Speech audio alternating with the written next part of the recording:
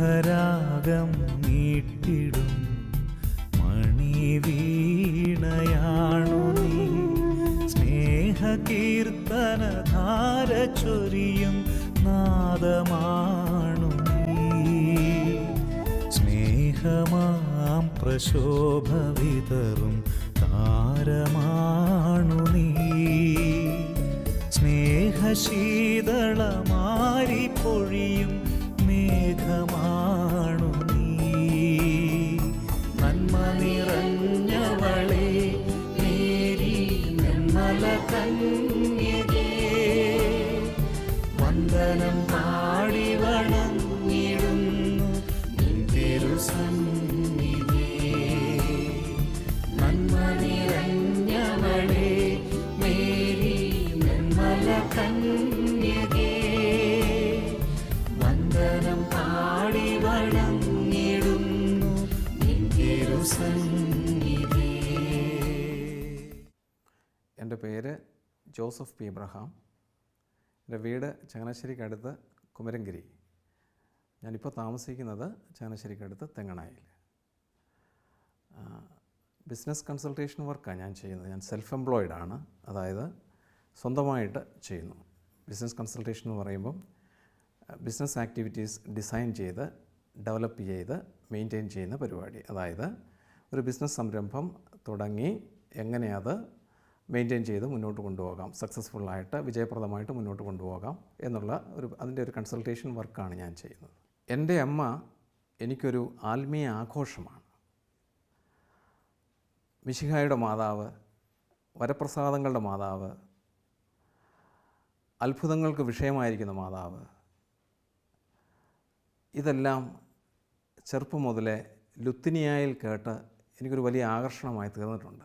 ഇതിൻ്റെ അർത്ഥങ്ങളൊക്കെ ഗ്രഹിക്കാതെ തന്നെ കുടുംബ പ്രാർത്ഥന നയിച്ചുകൊണ്ടിരുന്നത് വല്യമ്മച്ചിയാണ്.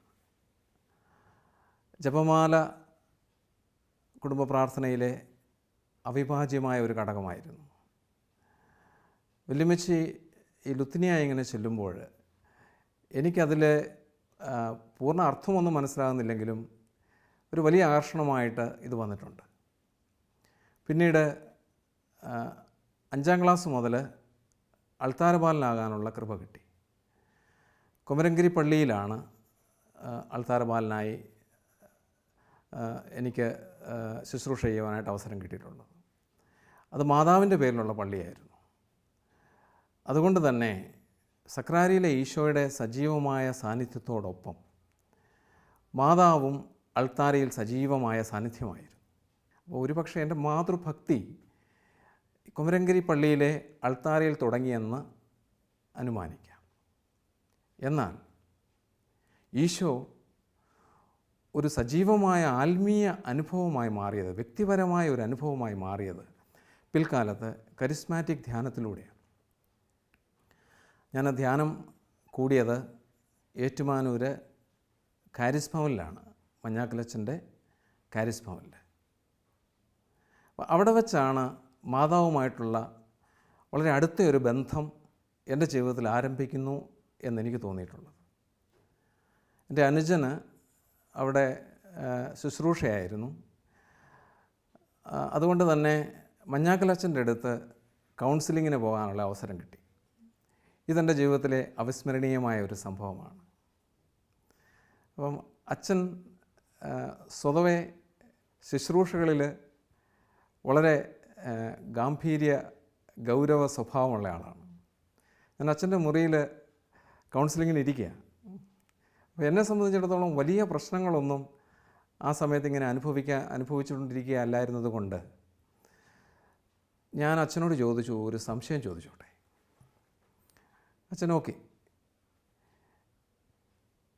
എനിക്ക് എൻ്റെ സംശയം, ഈ പരിശുദ്ധാത്മാവിലൂടെ മാതാവ് എങ്ങനെയാണ് ഗർഭസ്ഥയാകുന്നത്?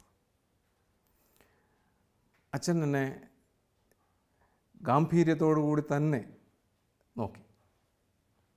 1-2 മിനിറ്റ് അങ്ങനെ അച്ഛൻ നോക്കിയിരുന്നു. പ്രാർത്ഥിക്കുകയായിരുന്നിരിക്കണം. അച്ഛൻ എന്നോട് ചോദിച്ചു, അച്ഛൻ്റെ ഗാംഭീര്യം നിറഞ്ഞ ഭാവത്തിൽ തന്നെ എന്നോട് ചോദിച്ചു, നിൻ്റെ അപ്പൻ്റെ പേരെന്താ? ഞാൻ പറഞ്ഞു കുഞ്ഞവറാച്ചൻ, അവറാച്ചൻ. അച്ഛന് ഒരു മാറ്റവും ഇല്ല. ഞാൻ ഓർത്ത് ഇനിയും ഔദ്യോഗികമായ പേര് പറയാഞ്ഞിട്ടായിരിക്കും. ഞാൻ പറഞ്ഞു ഓ എബ്രഹാം. ഇപ്പോഴും അച്ഛനൊരു മാറ്റവും ഇല്ല. അച്ഛൻ അല്പം കൂടെ കാർക്കശ്യത്തോടെ എന്നെ നോക്കിയിട്ട്, എൻ്റെ മുഖത്തേക്ക് തന്നെ സൂക്ഷിച്ച് നോക്കിയിട്ട് ചോദിച്ചു, അവറാച്ചനാ നിൻ്റെ അപ്പൻ എന്നുള്ളതിന് നിനക്കെന്താ ഉറപ്പ്? ഞാൻ സ്തബ്ധനായിപ്പോയി. 1-2 മിനിറ്റുകൾക്ക് ശേഷം അച്ഛൻ ചോദിച്ചു, കഴിഞ്ഞു? ഞാൻ പറഞ്ഞു കഴിഞ്ഞു, എങ്ങനെയെങ്കിലും അവിടുന്ന് രക്ഷപ്പെട്ടാൽ മതിയെന്നായി. അപ്പോൾ അച്ഛൻ തലയിൽ കൈവച്ചൊക്കെ പ്രാർത്ഥിച്ചു, നന്നായിട്ട് പ്രാർത്ഥിച്ചു, ഒരു ചിരിയൊക്കെ സമ്മാനിച്ച് അച്ഛൻ എന്നെ പറഞ്ഞു വിട്ടു. ഇത് 3-ാം ദിവസമാണ്, ധ്യാനത്തിൻ്റെ 3-ാം ദിവസമാണ്. 2 ദിവസം കഴിഞ്ഞു, ധ്യാനം കഴിഞ്ഞു.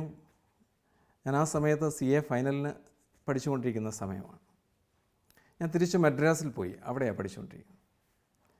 പക്ഷേ എൻ്റെ മനസ്സിൽ ഈ ചിന്ത ഇങ്ങനെ കടന്നു വരാൻ തുടങ്ങി. ഇതിൻ്റെ യുക്തിപരമായ കണക്ഷൻ, അതാണ് എനിക്ക് വേണ്ടത്. അപ്പോൾ ചിന്തകളിലേക്ക് മെല്ലെ ഇതിൻ്റെ യുക്തികൾ കടന്നു വരാൻ തുടങ്ങി. അവറാച്ചൻ എങ്ങനെയാണ് എൻ്റെ അപ്പനാകുന്നത്? ഞാനതെങ്ങനെ അറിയുന്നത്? എൻ്റെ അമ്മച്ചി പറഞ്ഞു, എൻ്റെ പപ്പ എന്നെ അംഗീകരിച്ചു, സമൂഹം ഒരു എതിർപ്പും കാണിച്ചുമില്ല. അങ്ങനെയെങ്കിൽ മാതാവിൻ്റെ കാര്യത്തിലോ? മാതാവ് എന്തു പറഞ്ഞു അവിടെ തുടങ്ങുന്നു. ഇവിടെ വച്ച് എനിക്കൊരു പുതിയ ധ്യാനം തുടങ്ങുകയായിരുന്നു. മാതാവ് എന്നെ അടുത്ത തലങ്ങളിലുള്ള വേദപാഠം പഠിപ്പിക്കുകയായിരുന്നു. എൻ്റെ ചിന്തകളിലൂടെ മാതാവ് പലതും സംവദിച്ചു കൊണ്ടേയിരുന്നു. ഈശോയെക്കുറിച്ച് തന്നെ, ഈശോയെക്കുറിച്ചുള്ള വേദപാഠങ്ങൾ. കുറേ നാളുകൾ, ഒരു 6-7 മാസം ഇങ്ങനെ തുടർന്ന് കാണും. ഈശോയുടെ പുനരുദ്ധാരണം വരെ, ഈശോയുടെ റിസറക്ഷൻ വരെ മാതാവ് ഓരോ കാര്യങ്ങളും എൻ്റെ സംശയങ്ങളെല്ലാം പഠിപ്പിച്ചുകൊണ്ടേയിരുന്നു. അവിടെ വച്ച് എനിക്ക് ബോധ്യപ്പെട്ടു, ഈശോ ദൈവമാണെന്ന് എനിക്ക് ബോധ്യപ്പെട്ടു. ഇതാണ് മാതാവുമായിട്ടുള്ള വളരെ വ്യക്തമായ എൻ്റെ ആദ്യത്തെ ഇടപെടലിൻ്റെ അനുഭവം. മാതാവ് കൂടെ നടന്ന് ഈശോയെക്കുറിച്ച് പറഞ്ഞു തന്ന കാര്യങ്ങൾ ഒരു വേദപാഠം പോലെ. ഇത് ഒരു 6-7 മാസം നീണ്ടു നിന്ന് കാണും. ഈ സമയം കൊണ്ട് അനുദിന കുർബാന എൻ്റെ ജീവിതത്തിൽ ക്രമീകരിക്കപ്പെട്ടു. വൈകുന്നേരങ്ങളിൽ വ്യക്തിപരമായ പ്രാർത്ഥന, പേഴ്സണൽ പ്രയറും എനിക്ക് കൃപയാൽ ലഭിച്ചു. പേഴ്സണൽ പ്രയറും ഞാൻ പോയി പള്ളിയിലിരുന്ന് തന്നെയാണ് ചെയ്തുകൊണ്ടിരുന്നത്. വൈകുന്നേരം 1 മണിക്കൂർ പോയിരിക്കും.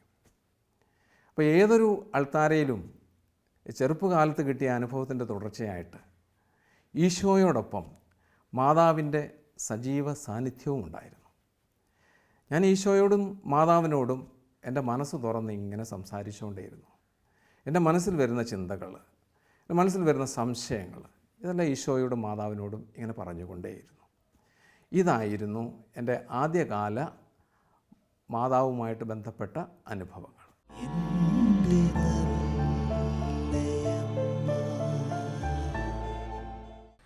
അമ്മയുടെ നീലക്കാപ്പയുടെ സംരക്ഷണം. അമ്മയുടെ നീലക്കാപ്പയുടെ സംരക്ഷണത്തെക്കുറിച്ച് ജീസസ് യൂത്ത് പ്രോഗ്രാംസിലാണ് കേൾക്കാനിടയായത്. നമുക്ക് ഭയാശങ്കകൾ സംഭവിക്കുമ്പോൾ, ആകുലതകൾ ഉണ്ടായി വരുമ്പോൾ വലിയ സംരക്ഷണം അമ്മയുടെ നീലക്കാപ്പയ്ക്കുള്ളിൽ സംഭവിക്കുന്നതായിട്ട് കേൾക്കുകയും അത് അനുഭവിക്കാൻ ഇടവരികയും ചെയ്യും. അമ്മയുടെ വലിയ ഒരു പ്രൊട്ടക്ഷൻ്റെ അനുഭവം, ഒരു സംരക്ഷണത്തിൻ്റെ അനുഭവം അവിടെ നിന്ന് ലഭിക്കുന്നുണ്ടായിരുന്നു. നമുക്കത് ബോധ്യപ്പെടുന്നത് നമ്മൾ അനുഭവിക്കുന്ന ഒരു സ്വാതന്ത്ര്യത്തിൽ നിന്ന്, ഒരു കോൺഫിഡൻസിൽ നിന്നൊക്കെയാണ്. വിദ്യാഭ്യാസമൊക്കെ കഴിഞ്ഞ് ചങ്ങനാശ്ശേരിയിൽ തിരിച്ചെത്തി. അനുദിന കുർബാന തുടർന്നുകൊണ്ടേയിരുന്നു. വൈകുന്നേരം പേഴ്സണൽ പ്രെയർ, വ്യക്തിപരമായ പ്രാർത്ഥന പാറേപ്പള്ളിയിൽ പള്ളിയിൽ വെച്ച് ചെയ്യുവാൻ തുടങ്ങി. അത് യാദൃച്ഛികം ആണോ എന്നറിയില്ല.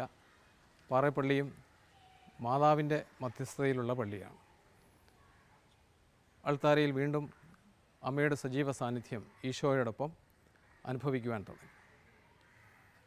ഞാൻ എൻ്റെ മനസ്സ് തുറന്ന് ഈശോയോടും അമ്മയോടും പങ്കുവെച്ചുകൊണ്ടേയിരുന്നു. ധ്യാനാനുഭവത്തിൽ ഒന്ന് ക്രോഡീകരിച്ച് പറഞ്ഞാൽ എനിക്കുണ്ടായ അനുഭവം, ദൈവം റിയലാണ്. ഹിയർ ആൻഡ് നൗ, ഇന്ന് ഇപ്പോൾ ഇവിടെ സജീവമായിരിക്കുന്ന ദൈവം. അങ്ങനെ ദൈവം സജീവമായപ്പോൾ ഒരുപാട് കാര്യങ്ങൾ അതോടൊപ്പം ജീവൻ വയ്ക്കുന്നതായിട്ട് എനിക്ക് തോന്നി. ഉദാഹരണത്തിന് 10 കൽപ്പനകൾ. കൽപ്പനകൾ പാലിക്കപ്പെടേണ്ടവയാണെന്ന് തിരിച്ചറിയുന്നു. അതിലേക്ക് തിരിച്ചു വരുവാനായിട്ട് വലിയ ഉത്സാഹം തോന്നി. അങ്ങനെ ഇൻകം ടാക്സ് പ്രാക്ടീസിലേക്ക് നീങ്ങിക്കൊണ്ടിരുന്ന എൻ്റെ ഔദ്യോഗിക ജീവിതം മുന്നോട്ട് പോകാൻ സാധിക്കാതെ നിന്നുപോയി, സ്റ്റക്കായി. ഞാൻ എൻ്റെ ഈ ആകുലതകളൊക്കെ ഈശോയോടും മാതാവിനോടും എൻ്റെ പേഴ്സണൽ പ്രെയറിൻ്റെ സമയത്ത് പങ്കുവെച്ചുകൊണ്ടേയിരുന്നു. ഈ സമയത്ത് യാദൃച്ഛികമായിട്ട് ഒരു സഹോദരനെ പരിചയപ്പെടാനിടയായി. അദ്ദേഹം ഒരു ചെറുകിട വ്യാപാരിയാണ്. തൻ്റെ വ്യാപാരം സാമ്പത്തിക ക്ലേശം മൂലം നിർത്തിപ്പോകേണ്ട അവസ്ഥയിലേക്ക് എത്തി നിൽക്കുകയായിരുന്നു. പൊട്ടിപ്പോയി എന്ന് പറയുന്ന അവസ്ഥ, സാമ്പത്തികമായി പൊട്ടിപ്പോയി, തകർന്നടിഞ്ഞു എന്ന് പറയുന്ന അവസ്ഥ. ഇദ്ദേഹത്തിൻ്റെ കാര്യങ്ങളൊക്കെ എന്നോട് പറഞ്ഞത്, സ്വാഭാവികമായും ഞാൻ വൈകുന്നേരങ്ങളിൽ എൻ്റെ പേഴ്സണൽ പ്രെയറിൽ ഈശോയോടും മാതാവിനോടുമൊക്കെ പങ്കുവയ്ക്കാൻ തുടങ്ങി. അവിടെ നിന്ന് കിട്ടിയ ഡയറക്ഷൻസ് അനുസരിച്ച് ഇദ്ദേഹത്തിൻ്റെ ബിസിനസ് കാര്യങ്ങളിൽ ഇടപെടാൻ പറ്റുകയും ഇദ്ദേഹത്തിൻ്റെ ബിസിനസ് പുനഃക്രമീകരിക്കപ്പെടുന്നത് കാണുവാനും ഇടയായി. ഇദ്ദേഹത്തിൻ്റെ ബിസിനസ് പുനഃക്രമീകരിക്കപ്പെട്ട ശേഷം അദ്ദേഹത്തിന് തന്നെ 2 സുഹൃത്തുക്കളെ പരിചയപ്പെടുവാനിടയായി. ഇദ്ദേഹം വഴി തന്നെ. അവരും ഇതേ ഒരു പ്രതിസന്ധിയിലായിരുന്നു. അവരുടെ ബിസിനസ്സും സാമ്പത്തികമായ തകർച്ചയെ നേരിട്ട് ഏതാണ്ട് ബിസിനസ് നിന്നുപോയ അവസ്ഥയിലായിരുന്നു. ഇവരുടെ കാര്യവും ഇവരുടെ ബിസിനസ്സും വീണ്ടും പുനഃക്രമീകരിക്കപ്പെട്ട് കഴിഞ്ഞപ്പോൾ ഇങ്ങനെ ഒരു 3-4 കേസുകൾ സംഭവിച്ചു കഴിഞ്ഞപ്പോൾ എനിക്ക് ബോധ്യപ്പെടാൻ തുടങ്ങി, ബിസിനസ് മാനേജ്മെൻറ്റ് സൊല്യൂഷൻസ്, അതായത് എനിക്കൊരു പുതിയ തൊഴിൽ മേഖല ഉണ്ടായി വരുന്നതായി എനിക്ക് അനുഭവപ്പെടാൻ തുടങ്ങി. ജോലിക്ക് പോകാൻ എനിക്ക് താല്പര്യത്തെക്കാൾ സ്വന്തമായി ഒരു സംരംഭം നടത്തുക എന്നതായിരുന്നു എൻ്റെ ആഗ്രഹം. അത് ക്രമേണ ഉരുത്തിരിഞ്ഞ് വരുന്നതായിട്ട് എനിക്ക് അനുഭവപ്പെടാൻ തുടങ്ങി. ഇത് മുഴുവൻ സംഭവിക്കുന്നത് ഈശോയും മാതാവിനോടും ചേർന്നുള്ള ഈ പേഴ്സണൽ പ്രെയറിൻ്റെ സമയങ്ങളിലാണ് ഇതുമായിട്ട് ബന്ധപ്പെട്ട ചിന്തകളൊക്കെ എൻ്റെ മനസ്സിൽ ഉരുത്തിരിഞ്ഞ് വന്നുകൊണ്ടിരുന്നത്. ഈശോയും മാതാവും വളരെ സജീവമായിട്ട് എന്നോട് ചേർന്ന് നിൽക്കുന്ന ഒരു അനുഭവമാണ് എനിക്ക് ആ സമയത്ത് അനുഭവപ്പെട്ടത്.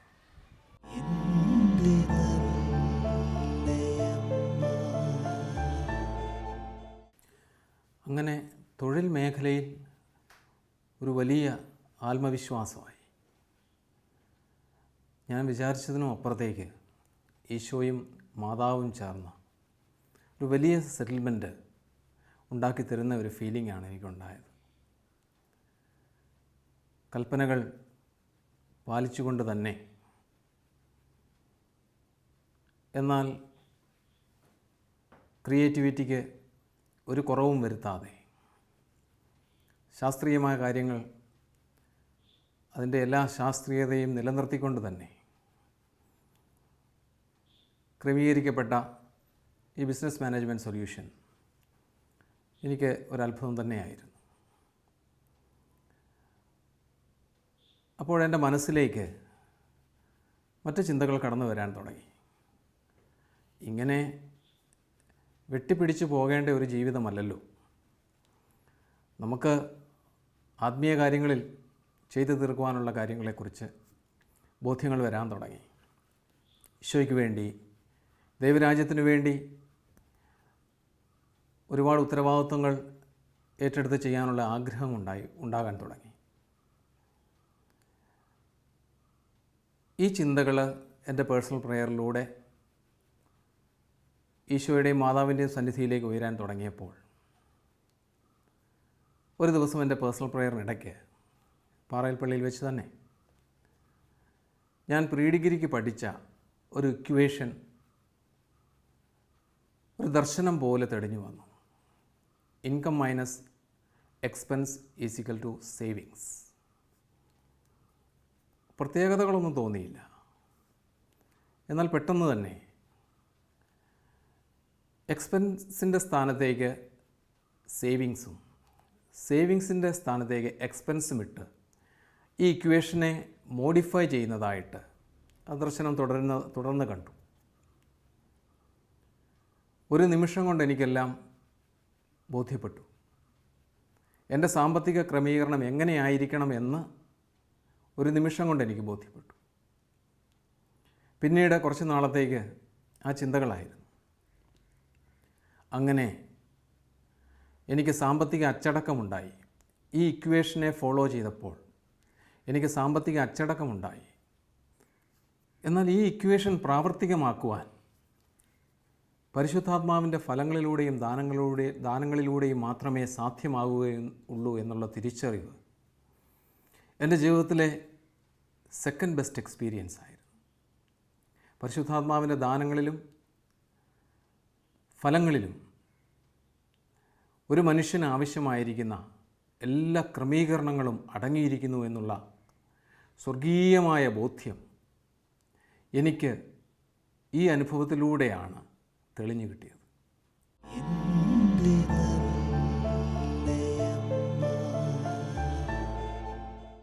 പരിശുദ്ധാത്മാവിൻ്റെ ഫലങ്ങളിലൂടെ ദാനങ്ങളിലൂടെ വ്യക്തി ജീവിതങ്ങളിൽ സംഭവിക്കുന്ന ഈ വലിയ ക്രമീകരണം കണ്ടിട്ട് അത്ഭുതത്തോടെ നോക്കി നിൽക്കാനേ എനിക്ക് സാധിച്ചുള്ളൂ. എനിക്ക് വലിയ ആവേശമായി. ഞാൻ കാണുന്നവരോടെല്ലാം ഇത് പങ്കുവയ്ക്കാൻ തുടങ്ങി. അങ്ങനെ ക്രമേണ ഒരു ശുശ്രൂഷ, ഒരു മിനിസ്ട്രി രൂപപ്പെട്ടു വരികയായിരുന്നു.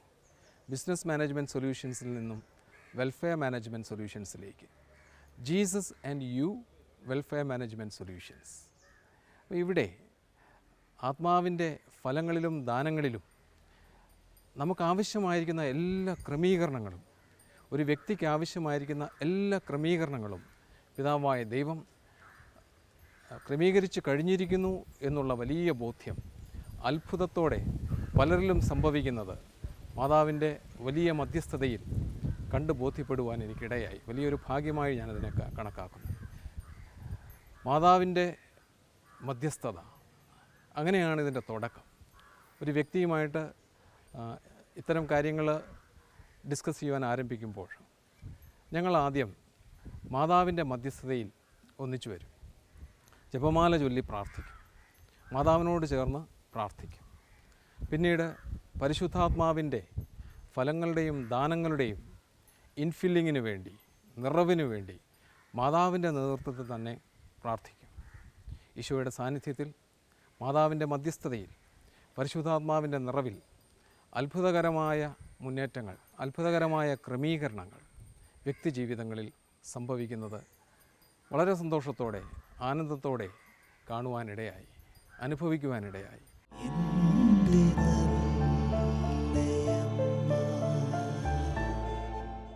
സ്നേഹനിധിയായ ഒരു പിതാവുണ്ടായിരിക്കെ, വലിയ സമ്പന്നതയിൽ വിരാജിക്കുന്ന ഒരു പിതാവുണ്ടായിരിക്കെ, മനുഷ്യർ ഈ ലോകത്തിൽ എന്തുകൊണ്ടാണ് ഇങ്ങനെ ഇത്രമാത്രം കഷ്ടപ്പെടുന്നത്? എല്ലാ മേഖലകളിലും തൃപ്തി വരാത്ത ഒരുപാട് മനുഷ്യരെ നമുക്ക് ചുറ്റും നമ്മൾ കാണുന്നുണ്ടല്ലോ. ഇത്ര വലിയ സമ്പന്നതയിലായിരിക്കുന്ന ഒരു പിതാവുണ്ടായിരിക്കെ ഇങ്ങനെ ബുദ്ധിമുട്ടുകളിൽ അലയേണ്ട ആവശ്യമുണ്ടോ? എന്നെ സംബന്ധിച്ചിടത്തോളം ധ്യാന അനുഭവത്തിൻ്റെ ആ നാളുകളിൽ മനസ്സിൽ ഉയർന്നു വന്ന ഒരു വലിയ ചോദ്യമായിരുന്നു ഇത്. മാതാവിൻ്റെ മധ്യസ്ഥതയിൽ, പരിശുദ്ധാത്മാവിൻ്റെ നിറവിൽ, ആത്മാവിൻ്റെ ദാനങ്ങളിലൂടെ, വരങ്ങളിലൂടെ ഒരു മനുഷ്യൻ്റെ ജീവിതത്തിൽ സംഭവിക്കുന്ന വലിയ ക്രമീകരണങ്ങൾ, സെറ്റിൽമെൻറ്റ്സ് കണ്ട് അത്ഭുതപ്പെട്ടു പോയി. നമ്മൾ കേട്ട് പഠിച്ച ഒരുപാട് കാര്യങ്ങൾ പ്രാവർത്തിക തലങ്ങളിലേക്ക് വന്നപ്പോൾ, അപ്ലൈഡ് സ്പിരിച്വാലിറ്റിയായി മാറിയപ്പോൾ, പ്രാക്ടിക്കൽ സ്പിരിച്വാലിറ്റിയുടെ തലങ്ങളിലേക്ക് വന്നപ്പോൾ സ്വർഗരാജ്യം ഭൂമിയിലേക്ക് ഇറങ്ങി വരുന്നതിന് ഒരുപാട് തെളിവുകൾ കണ്ട് ബോധ്യപ്പെടുവാൻ ഇട വന്നു. ഇവിടെയൊക്കെ മാതാവിൻ്റെ ഇൻ്റർസെഷൻ്റെ, മധ്യസ്ഥതയുടെ വില എത്ര വലുതാണെന്ന് ബോധ്യപ്പെടുവാനും ഇടയായി. മാതാവാണല്ലോ ഭാവാന്മാരുടെ രാജ്ഞി, സ്വർഗീയ വൃന്ദത്തിൻ്റെ രാജ്ഞി. അവരോട് ചേർന്ന്, മാതാവിനോട് ചേർന്ന് ആത്മാവിൻ്റെ നിറവിന് വേണ്ടിയുള്ള പ്രാർത്ഥനകൾ സ്വർഗത്തോളം ഉയർത്തപ്പെടുന്ന പ്രാർത്ഥനകളായി മാറി. പരിശുദ്ധാത്മാവിൻ്റെ മണവാട്ടിയായ അമ്മ, ആത്മാവിൻ്റെ നിറവിൽ അത്ഭുതങ്ങൾ ഭൂമിയിൽ വിരിയിച്ചുകൊണ്ടിരിക്കുന്ന അമ്മ നമ്മളോട് ചേർന്ന് നിന്ന് നമ്മുടെ അയോഗ്യതകളിൽ, നമ്മുടെ ബലഹീനതകളിൽ അവയൊന്നും പരിഗണിക്കാതെ ദൈവരാജ്യ പ്രവർത്തനങ്ങളിൽ ഏർപ്പെടുന്നത് ഒരു വലിയ അനുഭവമായിട്ട്, എപ്പോഴും ഒരു സുഖമുള്ള അനുഭവമായിട്ട്, വലിയ സന്തോഷം നിറഞ്ഞ അനുഭവമായിട്ട് ജീവിതത്തിൽ മാറിക്കൊണ്ടേയിരിക്കുന്നു.